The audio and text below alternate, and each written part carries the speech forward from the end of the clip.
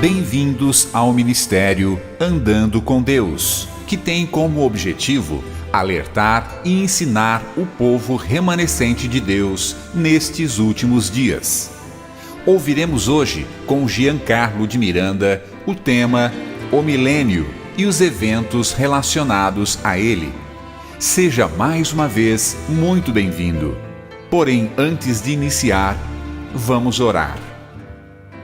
Senhor nosso Deus, queremos nesta hora pedir para que o Senhor nos prepare para sermos o homem designado e assim levarmos Satanás cativo e vindicarmos o teu caráter.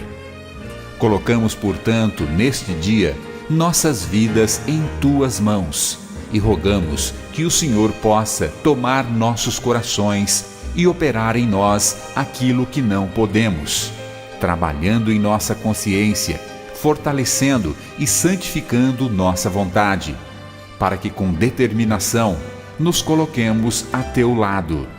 Abençoa-nos e nos proteja. É o que pedimos em nome de Jesus. Amém. Talvez você deva estar pensando, eu sou adventista por tantos anos e o que mais eu poderia aprender sobre o milênio bíblico? E imagina que não há muita coisa para nós explorarmos aqui em Apocalipse capítulo 20, mas eu gostaria de sugerir que existem muitas coisas que nós passamos por alto quando nós estudamos o milênio e os eventos relacionados ao milênio. Então este é o tópico que nós iremos cobrir, o milênio e os eventos ligados ou relacionados ao milênio, tanto antes de começar o milênio, como os eventos depois do milênio. Então, vindo para Apocalipse capítulo 20, onde encontra-se a visão do milênio, ele vem logo após, logicamente, do capítulo 19. E eu gostaria que os irmãos vissem o que o capítulo 19 de Apocalipse está falando. Iniciando do verso 11 de Apocalipse 19, encontramos as seguintes palavras: E vi o céu aberto, e eis um cavalo branco. Se nós fôssemos explorar esse cavalo branco, a qual Jesus está sobre ele, nós chegaríamos à conclusão da Bíblia que esse cavalo branco representa a nuvem de anjos que acompanharão Jesus em sua segunda vinda. E continua o verso: E o que estava sentado sobre ele chama-se Fiel e Verdadeiro e julga e peleja com justiça. E o verso 12 em diante vem descrevendo esse ser que está vindo nas nuvens do céu com os anjos, e é Jesus. No verso 15 diz o que acontece na ocasião da segunda vinda de Cristo: E da sua boca saiu uma aguda espada para fazer o que com as nações? Ferir as nações com ela. E aí o verso 21 conclui a visão da segunda vinda de Cristo, e os demais, se referindo aos ímpios, anteriormente falou da besta e do falso profeta, e os demais, os ímpios, foram o que aconteceu com os ímpios na segunda vinda de Cristo. Foram mortos com a espada que saía da boca daquele que estava sentado sobre o trono. Vamos parar por aqui. Então, é neste contexto que a visão do milênio e os acontecimentos que antecedem o milênio e os acontecimentos que vão após o milênio se encontram. E aí em Apocalipse capítulo 20, como nós já falamos, vem a descrição do milênio, só que poucos conseguem entender a linguagem do capítulo 20, e eu vou dizer a razão. É porque o Apocalipse capítulo 20, ele não é escrito em ordem cronológica, ou seja, você começa a ler do verso 1 até o verso 15, e talvez você espera que você consiga entender o capítulo 20 na ordem que está sendo descrito nesses versos. Mas não acontece dessa forma. O Apocalipse capítulo 20, ele é escrito em ciclos. Eu gostaria que você repetisse isso comigo. O Apocalipse capítulo 20 é escrito em quê? Ciclos. Em outras palavras, alguns versos abrangem um período de tempo e foca em um evento. Por exemplo, se nós estudarmos do verso 1 ao verso 3, está focando em Satanás e esta terra durante o milênio. Mas quando você lê do verso 4 ao verso 6, você deve estar se perguntando o que aconteceu com os santos, os justos, durante o milênio, porque Satanás, do verso 1 ao verso 3, é descrito como estando preso nessa terra durante o milênio. Mas existem interrogações. Então, a partir do verso 4, acontece o segundo, o quê? Ciclo de Apocalipse capítulo 20, para responder o que acontece com os santos durante o milênio. E daí do capítulo 20, do verso 4 ao verso 6, você tem a resposta que os santos, na verdade, estão no céu, exercendo juízo. Depois essa pergunta, o que aconteceu com os ímpios durante o milênio? E o que vai acontecer com eles após o milênio? Então você tem mais um ciclo do verso 7 ao verso 10, na verdade até o verso 1 do capítulo 21 é o terceiro ciclo. Ok, nós vamos estudar a fundo esse tópico do milênio. Se nós não conseguirmos concluir hoje, nós iremos dar sequência amanhã. Vamos ler o verso 1 que diz: E vi descer do céu um anjo que tinha a chave do... Qual é a próxima palavra? Abismo, e uma grande cadeia na sua mão. Ele prendeu o dragão, a antiga serpente, que é o diabo, Satanás, e o amarrou por 1000 anos, no verso 3, e lançou-o no... Qual é a próxima palavra? Abismo, e ali o encerrou e pôs selo sobre ele para que não mais enganasse as nações, até que os 1000 anos se acabem, e depois importa que seja solto por um pouco de tempo. Então, a introdução dessa visão é dito que um anjo vem e prende Satanás no abismo. Concordam comigo? E a pergunta seria, o que é este abismo onde Satanás permanece preso durante os 1000 anos? Mantenha sua Bíblia aberta aqui em Apocalipse capítulo 20 e venha comigo rapidamente em Gênesis capítulo 1. Em Gênesis, o original é escrito em hebraico e o livro de Apocalipse no original é escrito em grego, mas existem traduções do Antigo Testamento hebraico para o grego.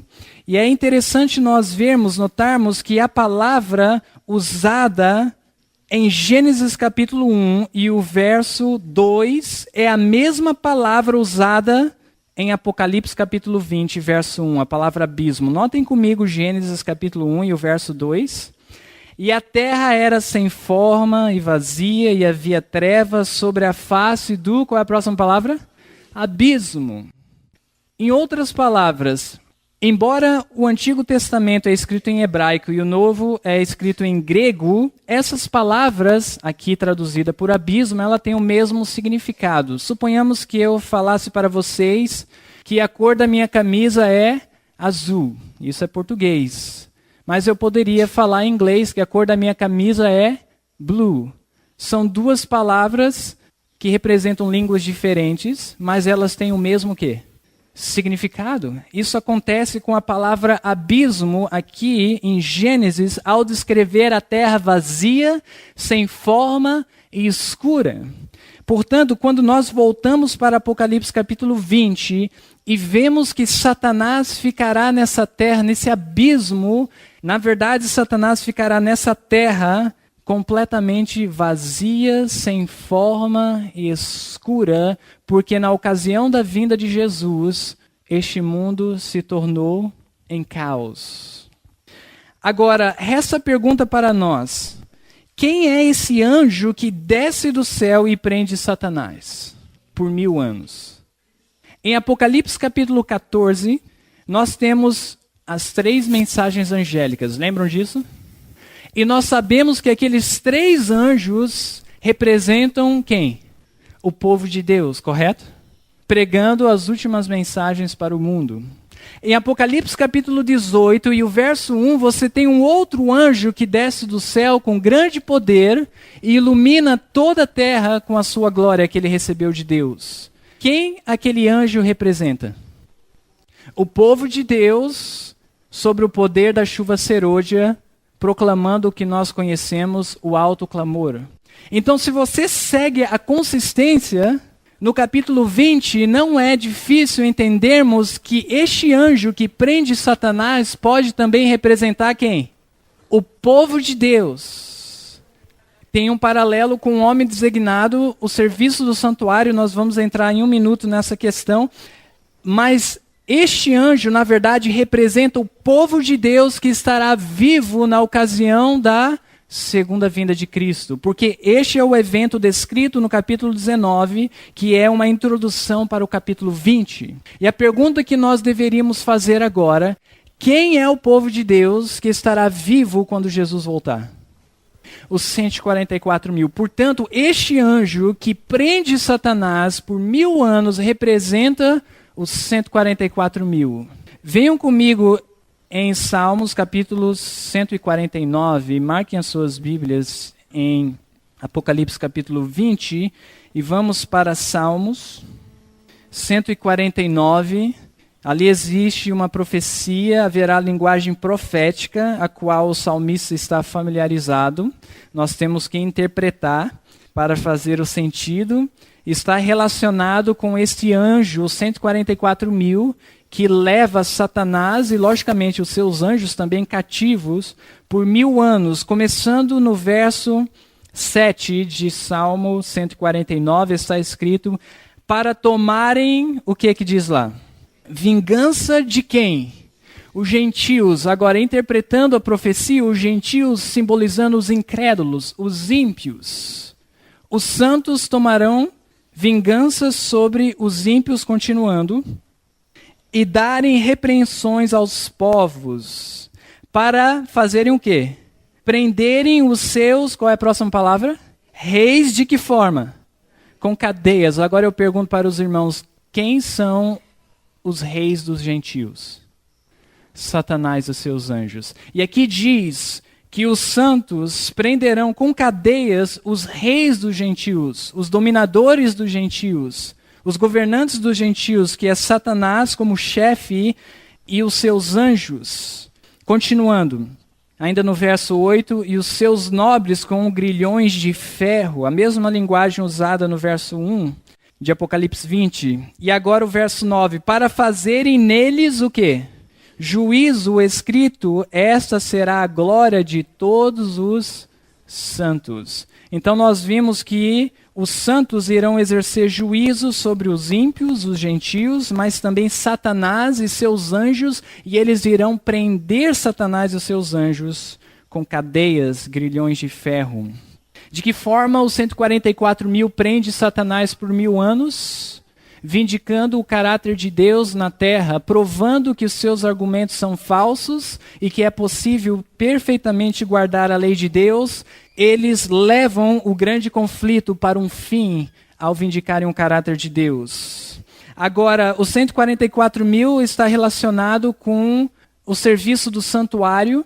Nós lembramos que ali o pecador trazia o cordeiro e era sacrificado, o sumo sacerdote levava o sangue da vítima para dentro do santuário, simbolizando que nossos pecados eram transferidos para o santuário celestial, e ali havia um juízo no lugar santíssimo, mas depois do juízo, o dia da expiação, o sacerdote, ao terminar a obra da expiação, ele saía do santíssimo e voltava para o pátio, representando a segunda vinda de Cristo ao retornar para essa terra. A saída do sumo sacerdote do santíssimo e indo para o pátio é a segunda vinda de Cristo, e ali ele confessava os pecados do povo de Deus sobre Satanás, o bode Azazel, e havia o homem designado, que na tradução em inglês diz que era o homem em forma, ou seja, um homem forte, para levar o bode Azazel, porque o bode ele não é submisso como é o cordeiro, ele briga quando ele sente que ele está em perigo, né?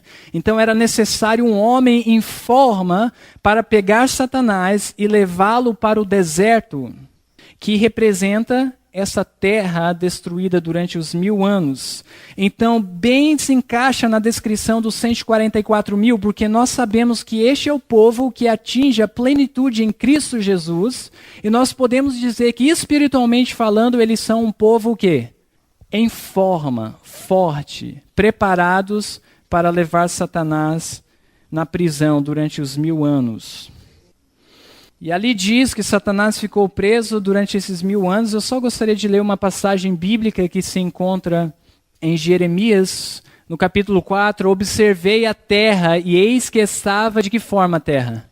Assolada e vazia, e os céus e não tinham a sua luz escura. A mesma descrição de Gênesis também acontecerá no futuro ao descrever o milênio. Observei os montes e eis que estavam tremendo e todos os outeiros estremeciam. Observei e vi que quantos homens permaneceram na terra durante o milênio? Homem nenhum havia e que todas as aves do céu tinham fugido. Vi também que a terra fértil era um quê? Um deserto. Então ali você relaciona ao homem designado, o homem em forma, levando o bode Azazel para onde? Para o deserto, a mesma linguagem ao descrever a terra durante o milênio. E que todas as suas cidades estavam derribadas. Ok?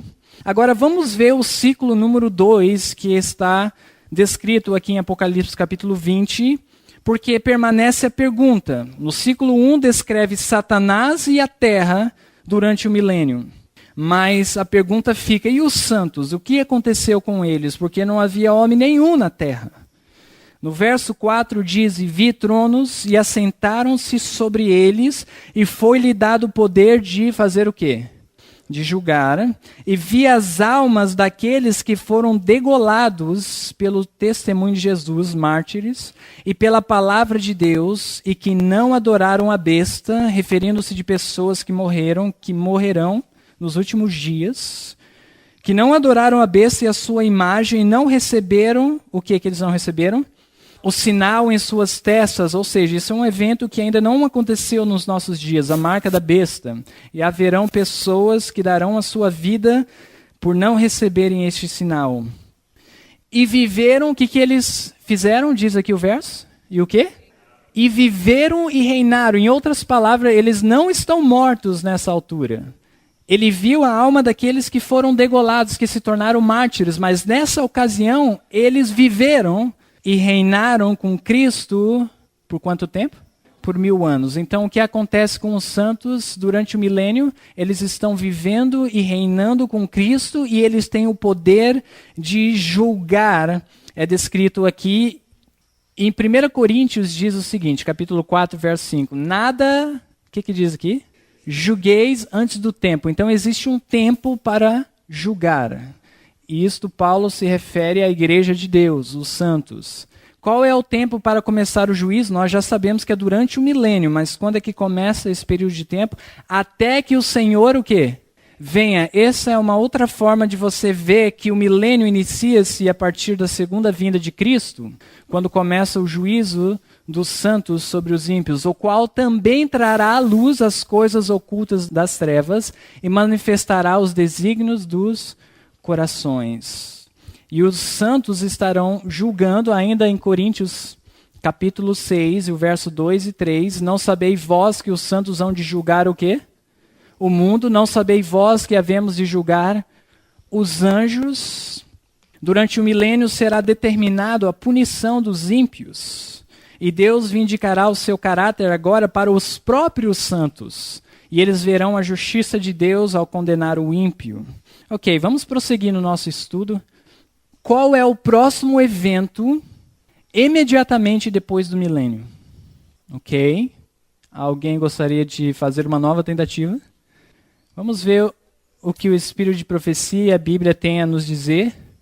Ao fim dos 1000 anos, Cristo volta novamente à Terra. O que nós conhecemos da terceira vinda de Cristo para essa Terra. É acompanhado pelo exército dos remidos e seguido por um cortejo de anjos.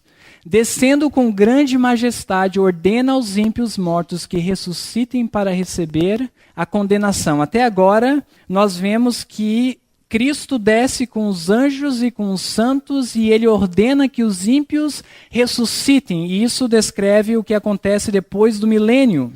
Se você vê o verso 5 de Apocalipse 20, está escrito dessa forma: mas os outros mortos, aqueles que não viveram durante o milênio e reinaram com Cristo por 1000 anos, mas os outros mortos não, qual é a próxima palavra? Reviveram até que período? Até que os 1000 anos se acabaram. Então aqui Cristo, ele ordena que os ímpios ressuscitem porque os 1000 anos se acabaram. Continuando ainda a mesma citação. Surgem estes como um grande exército, referindo-se aos ímpios, inumerável como a areia do mar. Os justos estavam revestidos de imortal juventude e beleza. É um contraste tremendo entre os ímpios e os santos. Os ímpios trazem os traços da doença e da morte. Onde especificamente Jesus desce em sua terceira vinda? Porque Jesus está vindo, onde é que ele vai descer? E até agora não tem cidade santa, ok? Nós ainda não vimos a cidade descendo, nós só vimos Jesus, os santos e os anjos. E onde é que Jesus desce quando ele vem pela terceira vez? No grande conflito ainda, na página 662 e 663, Cristo desce aonde aqui? Sobre o Monte das Oliveiras, donde depois de sua ressurreição ascendeu. Diz o profeta, virá o Senhor meu Deus e todos os santos contigo. Zacarias 14, verso 5. E naquele dia estarão os seus pés sobre o Monte das Oliveiras que está defronte de Jerusalém para o Oriente. E o Monte das Oliveiras acontecerá o que com ele? Será fendido pelo meio e haverá um vale muito grande. Isso está em Zacarias capítulo 14.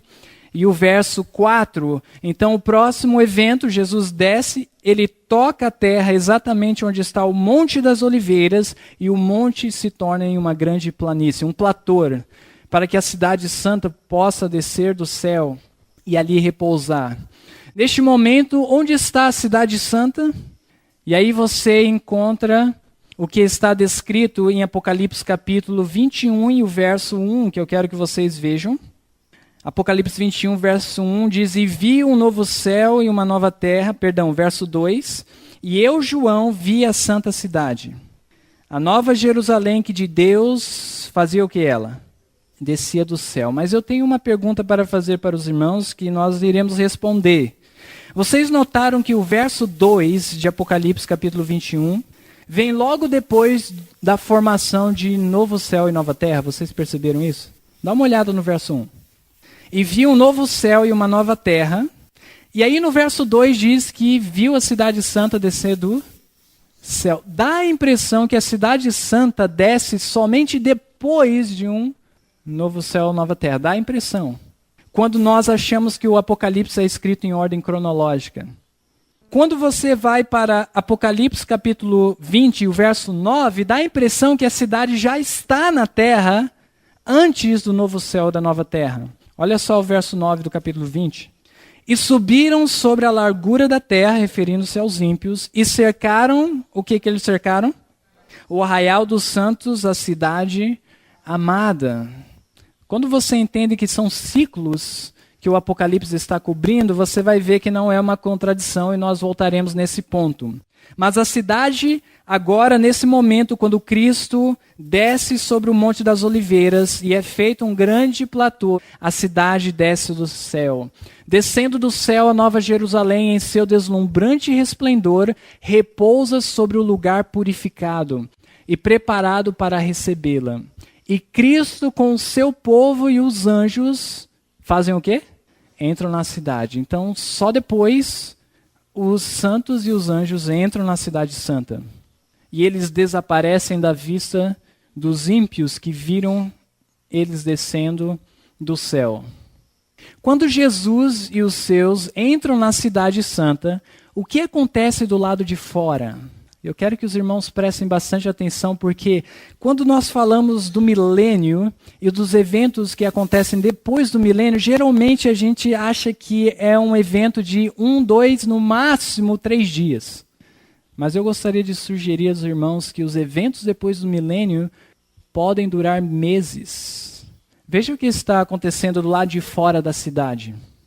Contudo, fiel à sua astúcia original, referindo-se a Satanás, ele não se reconhece como Satanás para os ímpios.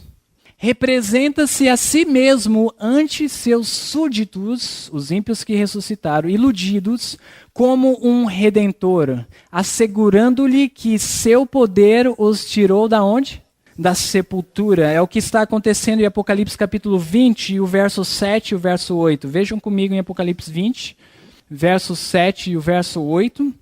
Diz, e acabando-se os 1000 anos, Satanás será, o que acontecerá com Satanás? solto da sua prisão, e aí o verso 8 diz, e sairá a enganar. Então a sua prisão está associada com o seu poder de enganar. Uma vez que ele pode enganar, ele está novamente solto a enganar as nações que estão sobre os 4 cantos da terra. Então Satanás sai a enganar as nações. Ele disse, fui eu que ressuscitei vocês. Fui eu que redimi vocês e dei a segunda oportunidade de viver. Continuando, ainda na mesma citação. Havendo sido removida a presença de Cristo, quando ele entrou na cidade, juntamente com os santos e os anjos, Satanás opera maravilhas para apoiar suas pretensões. O grande conflito na página 663. Neste momento, nós vamos fazer uma pausa no nosso estudo e nós iremos continuar amanhã. E amanhã eu creio que terá fatos que por vezes nós passamos desapercebidos, como adventistas do sétimo dia, que revelam sobre o caráter de Deus e expõem o caráter de Satanás e dá inspiração em nossa vida a servir a Cristo. Hoje nós cobrimos um básico para que nós estabeleçamos o fundamento, né? Principalmente existem pessoas que talvez nunca ouviram sobre esse tópico e amanhã nós iremos nos aprofundar sobre o milênio e sobre o novo céu e a nova terra. A seguir, a parte 2. Vamos dar continuidade ao nosso estudo que começamos ontem. Uma pequena recapitulação. Nós estamos estudando o milênio e os eventos relacionados ao milênio, tanto antes de começar o milênio como também depois que terminar o milênio. E ontem nós aprendemos que o anjo que prende Satanás, que leva Satanás para o deserto, para o milênio, representa o povo de Deus que através de suas vidas provarão que Satanás é um enganador e que as suas acusações não têm fundamentação. E através de suas vidas eles permitem que Cristo encerre a intercessão no santuário celeste e possa regressar a essa terra, colocando um fim neste mundo de sofrimento.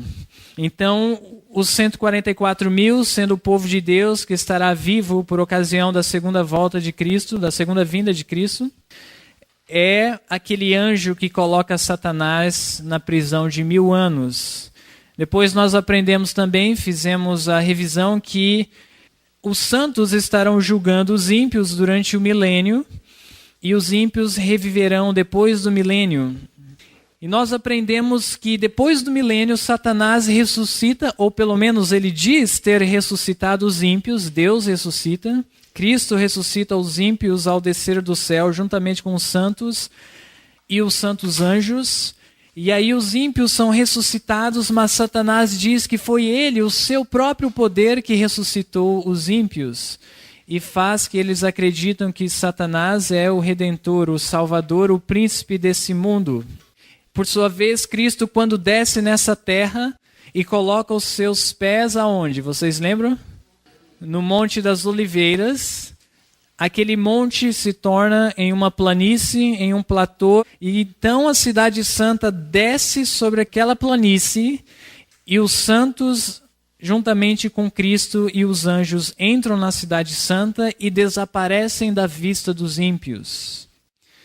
Quando Jesus e os santos desaparecem da vista dos ímpios, estão dentro da cidade, Satanás agora começa a planejar um ataque contra a cidade santa e operar maravilhas e operar sinais para que dessa forma ele consiga induzir os ímpios a invadirem a cidade e lutar contra Deus. Qual é o plano de Satanás para invadir a cidade santa? Eu gostaria de continuar o nosso estudo do livro O Grande Conflito. Satanás, ele elabora um plano para atacar a cidade, e ao ver o plano de Satanás, eu penso que Satanás deve ser um administrador tremendo, para conseguir administrar bilhões e bilhões de pessoas que viveram através da história desse mundo.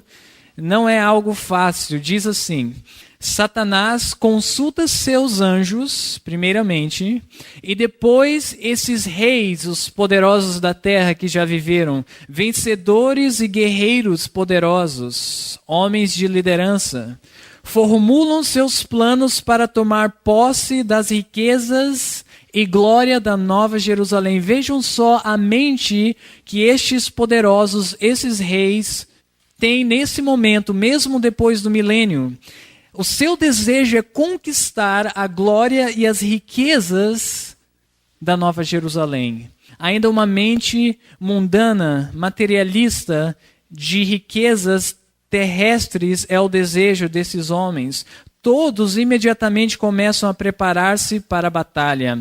Hábeis artifícios constroem petrechos de guerra. Agora vocês imaginem que depois do milênio, a terra está completamente destruída ainda. Não existem fábricas de produzir armas para a guerra. E estes homens começam agora a fabricar armas para batalhar contra a cidade santa. Eu não creio que eles estavam fabricando espadas, ou então facas, ou então estilingues, ou coisas como essas. Eles estavam fazendo armas que, em sua mente, conseguiria destruir aquela cidade gloriosa e poderosa que estava diante deles, o próprio Deus. Então, eu não consigo imaginar que é um período de 1, 2, 3 dias. Eu consigo imaginar que é meses de preparação para essa batalha. A descrição continua: chefes militares, famosos por seus êxitos, arregimentam em companhias e seções as multidões de homens aguerridos. Finalmente é dada a ordem de avançar e o inumerável exército se põe em movimento. Agora, notem essas palavras. Com precisão militar, as fileiras cerradas avançam pela superfície da terra, quebrada e desigual em direção à cidade de Deus. Com precisão militar, houve um treinamento, além de uma preparação de fabricar armas para batalhar contra a cidade santa, houve um treinamento. Tanto crianças que eram ímpias, como idosos, como mulheres, como homens que não tinham experiência nenhuma na guerra, liderada por esses líderes experientes em guerra, estavam agora treinados para a batalha. Eu fico imaginando quão difícil isso foi, porque eu já liderei campanhas de colportagem e não é fácil treinar colportores para agirem de forma precisa no campo. Mas esses soldados estavam agindo de forma precisa. Havia um treinamento para que eles pudessem realizar a sua missão. Qual é a reação de Jesus mediante a este ataque? Porque eles estão marchando em direção à cidade. Então diz, por ordem de Jesus, são fechadas as portas da Nova Jerusalém. E os exércitos de Satanás rodeiam a cidade preparando-se para o assalto. Isso está em Apocalipse capítulo 20 e o verso 8 e o verso 9, quando os ímpios rodeiam a cidade santa. Agora Cristo de novo aparece à vista de seus inimigos. Ele estava dentro da cidade, estava fora da vista dos ímpios, mas uma vez mais ele aparece para os ímpios. Notem as palavras, muito acima da cidade. Como é que Cristo aparece para os ímpios? Muito o quê? Muito acima da cidade, sobre um fundamento de ouro polido, ou seja, uma plataforma de ouro polido, Cristo é elevado muito acima da cidade.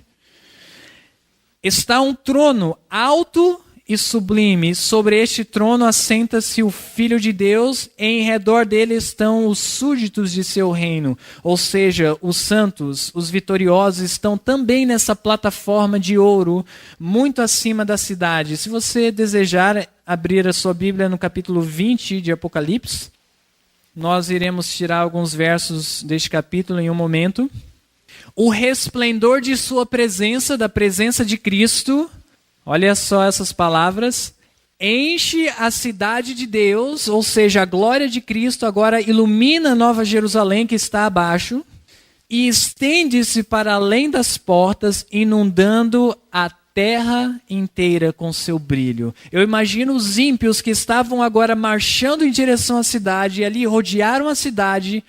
E Cristo é levantado e aquela luz, aquela glória causa neles uma aversão. Eles tentam esconder o seu rosto daquela luz que ilumina a terra inteira com a glória de Cristo. E aí nós encontramos Apocalipse 20 e o verso 11 e o verso 12, é aí onde nós estamos na profecia. E vi um grande trono branco, aquele que foi elevado em uma plataforma de ouro, muito acima da cidade, e o que estava sentado sobre ele, de cuja presença fugiu a terra e o céu, e não se achou lugar para eles. Este que estava sentado sobre o trono é Cristo, e este evento a qual a terra e os céus fugiram da presença de Cristo é descrito em Apocalipse capítulo 6, no verso 14 ao verso 17, nós não precisamos ir lá. Na segunda vinda de Cristo é descrito ali o céu e a terra, e todos fogem da presença de Cristo que está sentado sobre o trono. Então faz referência à segunda vinda aqui neste evento depois do milênio, que todos haviam fugido da presença de Cristo. E o verso 12 diz: e vi, quem que foi visto agora? Os mortos. De que forma estavam esses mortos? Porque até onde eu sei, aqui no nosso estudo, os salvos foram ressuscitados antes do milênio, na segunda vinda de Cristo, e os ímpios já foram ressuscitados porque estamos depois do milênio. Mas diz a profecia: e vi os mortos, grandes e pequenos, que estavam aonde? Diante de Deus. Este é um daqueles textos difíceis sobre o estado dos mortos, né? As pessoas se questionam, olha só, os mortos estavam diante de Deus, e usam o texto fora do contexto e fora de sua interpretação real. Mas vamos tentar entender o que significa os mortos depois do milênio, diante do trono de Deus, que estavam ali. Vamos entender o que significa. Mantenha sua Bíblia marcada em Apocalipse 20, e venha comigo no livro de Efésios, capítulo 2, ok? Para compreendermos como pode esses mortos, depois do milênio, estar diante do trono de Deus. Efésios, capítulo 2, e o verso 1, está escrito: e vos vivificou, estando vós, o quê? Mortos. De que forma estáveis mortos? Em ofensas e pecados. Então, de acordo com a Bíblia, existe um outro tipo de morte, que é a morte espiritual, a morte em ofensas e pecados. Portanto, quando diz em Apocalipse 20, e o verso 12, e vi os mortos diante do trono de Deus, e vi aqueles que estavam em ofensas e pecados diante do trono de Deus. Não de forma literal ou física eles estavam mortos, mas mortos espiritualmente. E ali é para os ímpios mostrado o que estava escrito no livro da vida. E eles realmente podem ver que sua vida não está apta para morar na nova cidade, na Nova Jerusalém. O que acontece durante o juízo dos ímpios? Porque os ímpios, antes de morrer, devem saber o porquê eles estão sendo condenados. Então vamos ver o que acontece. No grande conflito, na página 666, diz: por sobre o trono, aquele trono a qual eles estavam diante, se revela a cruz. E semelhante a uma vista panorâmica, ou seja, imagens que estavam se passando acima do trono, aparecem as cenas da tentação e queda de Adão e os passos sucessivos do grande plano da redenção. Então Deus revela para os ímpios os passos principais do plano da redenção, para que eles pudessem contemplar o que Deus e o que Cristo fez para que eles pudessem ser salvos. E eles conseguem ver, estão convictos que rejeitaram a salvação que Deus ofereceu. Qual é a reação dos ímpios durante o juízo? Como eles se comportam ao perceberem que Deus é justo? Eles clamam: tudo isto, exclama a alma perdida, eu poderia ter tido, mas preferi conservar essas coisas longe de mim. Não me interessei por assuntos religiosos. Estranha presunção. Troquei a paz e a felicidade e a honra pela miséria. Infâmia e desespero. Todos veem que sua exclusão do céu é justa. Amém? Continuando, ainda no grande conflito, na página 668 e 669, como que extasiados, os ímpios contemplam a coroação do Filho de Deus, a coroação final de Cristo como Rei dos Reis. Ali é a vindicação final do caráter de Deus. O caráter de Deus, ele tem sido vindicado na cruz do Calvário, ele tem sido vindicado no juízo investigativo que acontece nesse exato momento diante dos santos anjos. Ele tem sido vindicado durante o milênio, quando os santos analisam o porquê os ímpios não foram salvos. E agora ele está sendo vindicado finalmente pelos ímpios e Satanás e os anjos caídos. Eles testemunham a coroação final do Filho de Deus, testemunham o irromper de admiração, transportes e adoração por parte dos salvos. Então ali os salvos começam a adorar a Cristo diante do trono, e tudo isso os ímpios, agora imóveis, estão contemplando.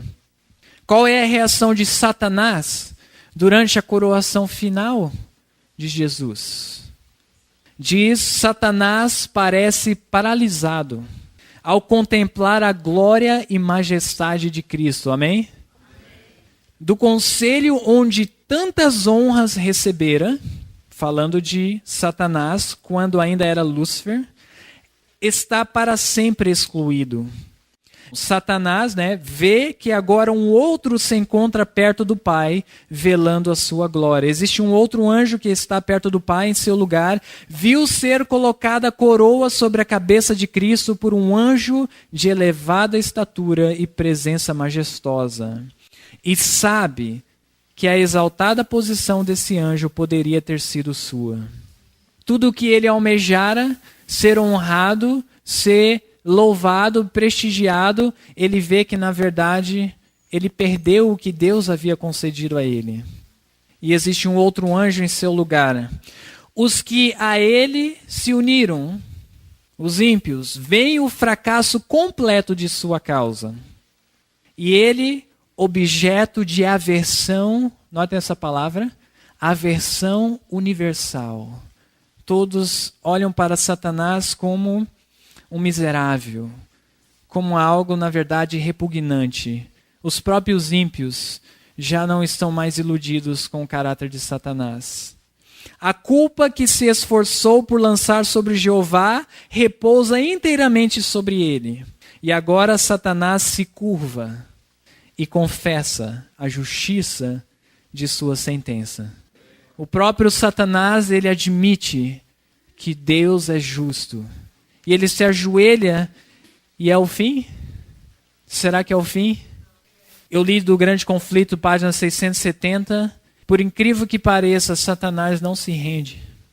Embora ele admita que Cristo é justo e está curvado, apesar de ter sido Satanás constrangido a reconhecer a justiça de Deus e curvar-se à supremacia de Cristo, seu caráter permanece sem mudança. O espírito de rebelião, qual poderosa torrente, explode de novo.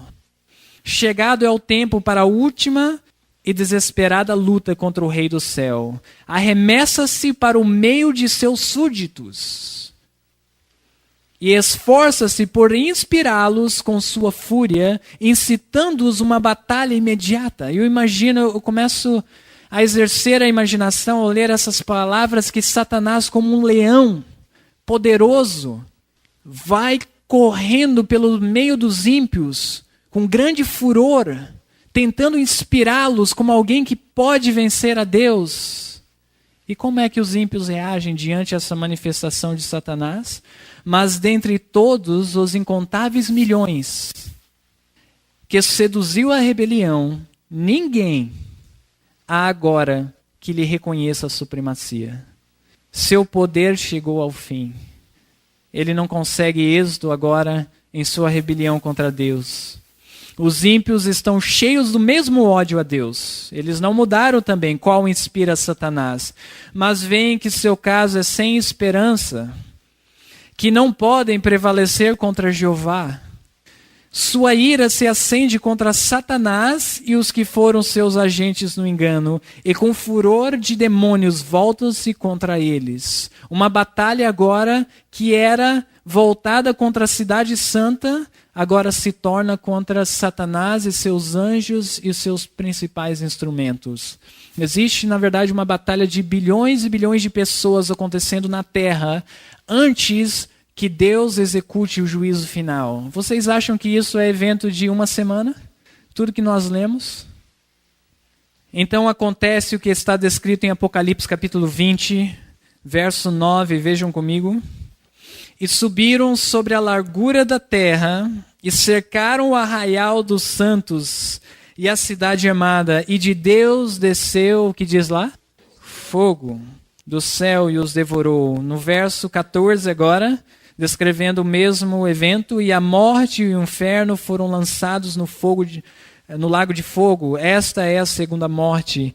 E aquele que não foi achado escrito no livro da vida foi lançado no lago de fogo. Os ímpios são consumidos juntamente com Satanás e os seus anjos. E eu pergunto para os irmãos, como será determinado a punição dos ímpios? Nós sabemos que todos serão julgados e recompensados segundo as suas obras. Se for segundo as suas obras, isso significa que haverão pessoas que serão punidas mais e outras serão punidas menos. Concordam comigo? Venham comigo em Lucas. Mantenham a Bíblia em Apocalipse 20 e vamos em Lucas, capítulo 12, ok? Livro de Lucas.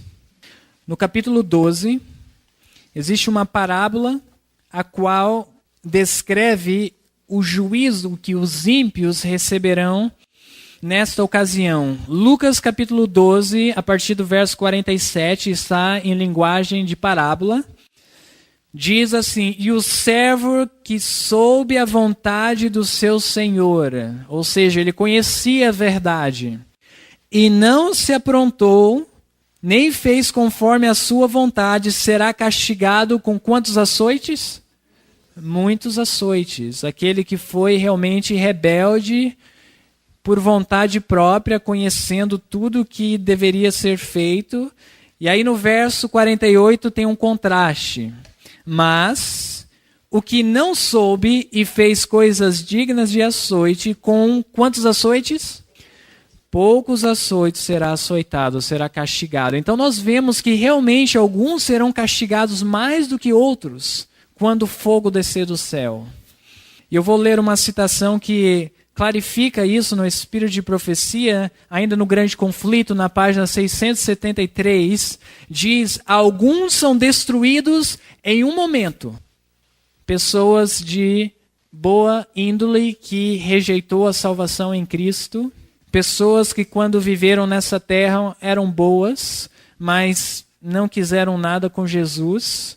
Estes são destruídos em um momento, enquanto outros sofrem, olha o que diz agora, muitos dias. Realmente não estamos lidando com eventos de alguns dias. Alguns podem pensar, mas isso aí não reflete o amor de Deus. Talvez a sua concepção do amor de Deus tenha sido desequilibrada. Porque o que nós vemos aqui do amor de Deus depois do milênio é a justiça de Deus sendo executada sobre o ímpio pela sua rebelião. E eu digo para vocês que o entendimento do adventista sobre o fogo eterno é muito mais generoso do que a visão do fogo eterno dos outros protestantes ou católicos. Porque a versão deles é que o ímpio vai queimar por toda a eternidade.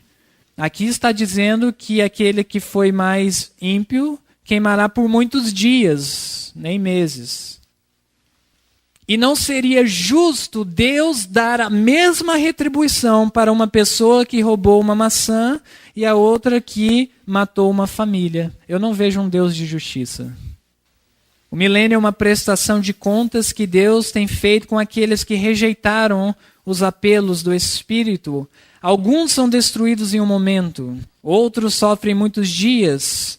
Alguns ficaram muitos dias a ser consumidos. Primeiros Escritos, páginas 294. Agora, referindo-se a Satanás, Veja o que diz lá. Tendo sido os pecados dos justos transferidos para Satanás, pois eles obtiveram a vitória e o perdão, ele tem de sofrer não somente pela sua própria rebelião, mas por todos os pecados que fez o povo de Deus cometer. Então você acha que Satanás ele queimará da mesma proporção que um ímpio, ainda que dos mais terríveis que já viveram nessa terra? Eu acho que não. Se um ímpio irá queimar muitos dias, quanto mais irá Satanás queimar? Porque ele será queimado pelos seus próprios pecados e pelos pecados que ele induziu o povo de Deus a cometer. Continua a citação, seu castigo deve ser muito maior do que o daqueles a quem enganou. Depois que perecerem, os que pelos seus enganos caíram, deve ele ainda viver e sofrer. Aquele dia, quando eu digo dia, eu me refiro àquele evento que acontecerá depois do milênio, que eu creio ser de muitos meses. Não sei quantos meses, se é 3 ou 4 ou 5 ou 6, mas eu creio que seja em torno deste período de tempo. Será um encontro. Um encontro que, queira você esteja planejando estar lá ou não, você vai estar. Será um encontro de todos que viveram na face dessa terra. Homens desde o tempo de Adão, de alta estatura, como pessoas da nossa geração, enfraquecidas e degeneradas pelo pecado. Santos de um lado, ímpios do outro lado, face a face. Um encontro que todos terão de participar. A terra inteira estará reunida para a coroação final do Filho de Deus. Que Deus possa nos ajudar a estar do lado dos santos, do lado de Cristo. E aí acontece o que está descrito em Apocalipse capítulo 21, mas eu gostaria de meditar com vocês aqui, porque às vezes pode haver alguma confusão na interpretação. No capítulo 20, no verso 15, acaba da seguinte forma. E aquele que não foi achado escrito no livro da vida foi lançado no lago de fogo. Assim termina o capítulo 20. Lago de fogo, correto? No entanto, não existe divisão de capítulos e de versos no original. Não é inspirado a divisão de versos e capítulos. O verso 1 do capítulo 21 deveria fazer parte do capítulo 20 de Apocalipse, o verso 16. Se eu fosse separar em capítulos e versos, eu faria isso. Veja o que acontece no verso 1. Dando sequência ao lago de fogo, e vi o quê? Um novo céu e uma nova terra, porque já o primeiro céu e a primeira terra passaram e o mar já não existe. Então aqui termina a visão do capítulo 20. E aí no verso 2 começa uma nova visão que volta no tempo. Eu quero que vocês vejam comigo no verso 2. Não é em ordem cronológica o verso 2, senão você vai ter uma contradição com o verso 8 e o verso 9 do capítulo 20. Diz no verso 2, e eu, João, vi a santa cidade, a nova Jerusalém, que de Deus fazia o que ela? Descia do céu. E nós sabemos que a cidade ela desce do céu antes do lago do fogo.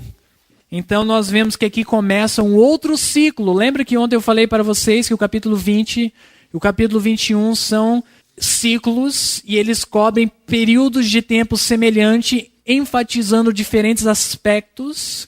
Então aqui no verso 2 em diante vai enfatizar a vida dos santos dentro da cidade santa. E é onde nós queremos estar, amém? Agora, com o tempo que me resta para falar da cidade santa e do novo céu, da nova terra, o que poderia eu falar em 1 minuto? Eu sei o que eu poderia falar em 1 minuto. Está em Isaías, vamos abrir lá em Isaías capítulo 65. Das muitas coisas que nós poderíamos estudar sobre o novo céu e a nova terra, mas visto que o tempo nos limita, eu escolho essa passagem para nós. Isaías 65, começando no verso 21. Está escrito, e edificarão o quê? casas. É uma visão do céu. Então, se você quer saber o que você vai fazer no céu, eu digo para vocês, construção. Ok, você gosta de trabalhar? Você gosta de exercício físico? Tem certeza? Porque quando eu prego essas coisas, eu ouço outros pregarem e a congregação diz amém. Mas quando chega na hora de pegar o martelo, misericórdia. Eu vejo que não corresponde o que está aqui com o que está aqui. Olha só o que mais faremos no céu, na nova terra e no novo céu. E as habitarão nas casas que construirmos. E, qual é a próxima palavra? Plantarão vinhas e comerão o seu fruto. Cadê o amém? Ok, mas é isso que nós vamos fazer lá. É claro que a terra não estará tão difícil para ser cultivada como é hoje, empobrecida por causa do pecado. Mas ainda assim é trabalho físico, é trabalho edificante que revigora os músculos. Verso 22. Não edificarão para que outros habitem, não plantarão para que outros comam, porque os dias do meu povo serão como os dias da árvore, e os meus eleitos gozarão das obras das suas mãos. Lá no céu, na nova terra e no novo céu, haverão obras das suas mãos. Amém? Que Deus possa nos ajudar, através da mensagem adventista, nos preparar para morar no novo céu e na nova terra. É por isso que nós temos uma mensagem de saúde, porque lá nós vamos ser vegetarianos. É por isso que nós temos uma mensagem de vida no campo, porque lá seremos agricultores. É por isso que temos uma mensagem de verdadeira educação, porque lá seremos construtores. Estaremos empenhados em um serviço útil e que Deus seja glorificado. Senhor, nosso Deus, que estás nos céus, o Senhor irá vindicar teu caráter perante o universo muito em breve. E almejamos que este dia chegue e queremos estar lá como suas testemunhas. Sabemos que temos uma parte a realizar nesta obra de transformar-nos segundo o teu caráter. E por isso pedimos para que nos ajude com nossas fraquezas e limitações. Rogamos a Ti que sejamos esvaziados destes defeitos, destas tendências pecaminosas, e que nossos corações sejam quebrantados nesta hora, e que o poder de Cristo possa habitar nele e assim amarmos como Cristo amou e vivermos como Cristo viveu nesta terra. Também queremos te agradecer pela maravilhosa promessa de um novo céu e uma nova terra, e que possamos começar a viver isso em nossas vidas hoje. É a nossa oração, em nome de Jesus. Amém.